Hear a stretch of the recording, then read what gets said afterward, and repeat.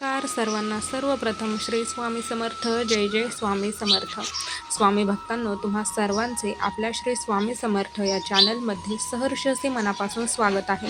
स्वामी भक्तांनो, आज आपण घरातील ईशान्य दिशा म्हणजेच नॉर्थ ईस्ट ही बाजू स्वच्छ आणि मोकळी का ठेवली पाहिजे किंवा ही बाजू स्वच्छ आणि मोकळी ठेवण्याचे महत्त्व काय आहे, हे आज आपण आपल्या आजच्या या व्हिडिओ थ्रू जाणून घेणार आहोत. तर चला तर मग. तर पहा, घरात जागा कमी असल्यामुळे अनेकदा आपण कोपऱ्यांमध्ये अडगळीचे सामान किंवा जड वस्तू ठेवतो.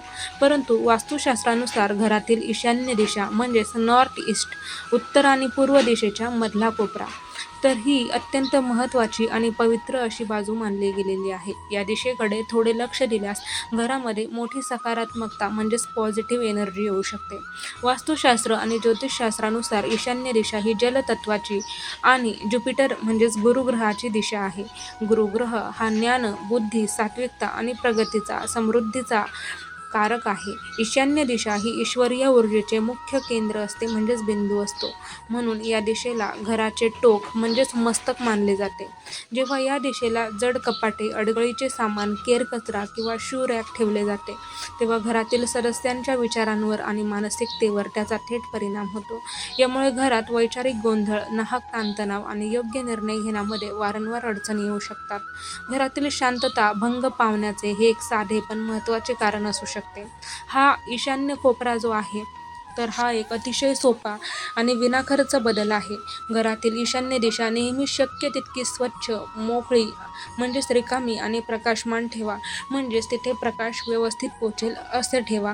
या दिशेला जड वस्तू किंवा कचऱ्याचा डबा म्हणजेच डस्टबिन ठेवणं कटाक्षाने टाळा. चुकूनही ठेवू नका. शक्य असल्यास तिथे पिण्याच्या पाण्याचे भांडे किंवा देवघर असावे. हा छोटा वास्तुबदल घरातील वातावरण प्रफुल्ल ठेवण्यास आणि कुटुंबाची मानसिक शांतता टिकवून ठेवण्यास खूप मदत करतो. तर स्वामी भक्तांनो, अशा पद्धतीने ईशान्य दिशा, ईशान्य बाजू जी आहे ती मोकळी आणि रिकामी आणि स्वच्छ का ठेवली पाहिजे, हे आज आपण आपल्या आजच्या या व्हिडिओ थ्रू डिटेलमध्ये जाणून घेतले. वास्तुशास्त्रानुसार हा रिझन आहे ही ईशान्य दिशा किंवा ईशान्य बाजू का मोकळी, रिकामी आणि स्वच्छ ठेवली पाहिजे किंवा तिथे देवघर का असलं पाहिजे, हे देखील आपण आपल्या आजच्या व्हिडिओ थ्रू सांगितले. तुम्हाला आजचा व्हिडिओ कसा वाटला ते कमेंटमध्ये सांगा. आणखी काही प्रश्न असतील तर तेही मांडा. भेटूयात पुन्हा एकदा अशाच सुंदर आणि युजफुल व्हिडिओमध्ये. तोपर्यंत सर्वांना श्री स्वामी समर्थ. जय जय स्वामी समर्थ. धन्यवाद.